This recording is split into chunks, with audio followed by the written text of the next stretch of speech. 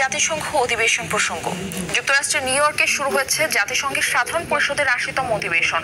প্রথম দিন বৈশ্বিক সংকট, ইসরায়েল ফিলিস্তিন ও রাশিয়া ইউক্রেন যুদ্ধ এবং মানবিক বিপর্যয় ঘিরে গুরুত্বপূর্ণ আলোচনায় মুখর ছিলেন বিশ্ব নেতারা।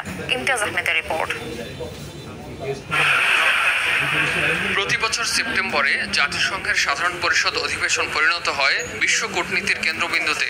এবারও এর ব্যতিক্রম হয়নি।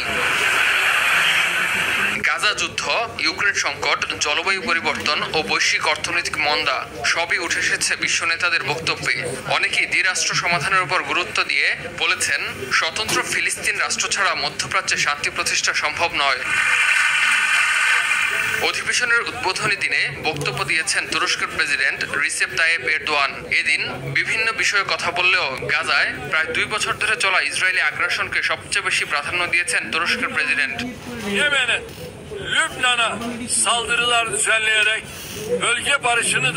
ফিলিস্তিনের ক্ষুধার্ত মানুষের ছবি দেখিয়ে অধিবেশনে গাজার মানুষকে অভুক্ত রাখা দখলদার ইসরায়েলের তীব্র সমালোচনা করেছেন এরদোয়ান।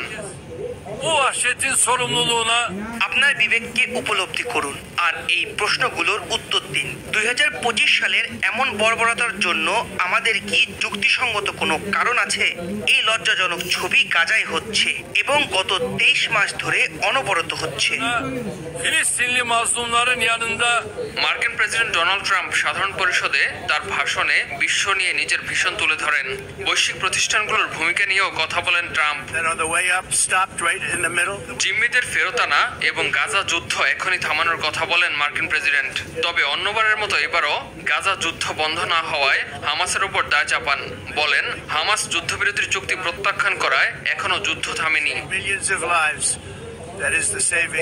এছাড়া পশ্চিমা দেশগুলোর ফিলিস্তিনকে স্বীকৃতি দেওয়ার বিষয়েও মন্তব্য করেন মার্কিন প্রেসিডেন্ট।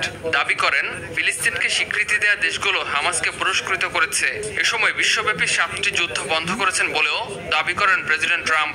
জাতিসংঘের তীব্র সমালোচনা করে ট্রাম্প বলেন, জাতিসংঘ কঠোর ভাষা বিবৃতি দিলেও সে বিবৃতি অনুযায়ী কোনো কাজ বাস্তবায়ন করে না। এদিকে জাতিসংঘ মহাসচিব গুতেরেস তার বক্তব্যে সতর্ক করে বলেন, বিশ্ব একের পর এক সংঘাতের মুখে দাঁড়িয়ে জরুরি পদক্ষেপ না নিলে মানবিক বিপর্যয় আরো গভীর হবে বলেও সতর্ক করেন মহাসচিব।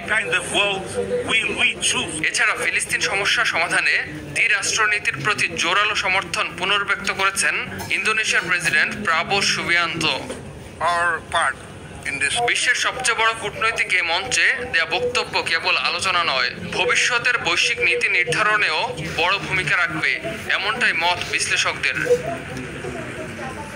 ইমতিয়াজ আহমেদ, RTV।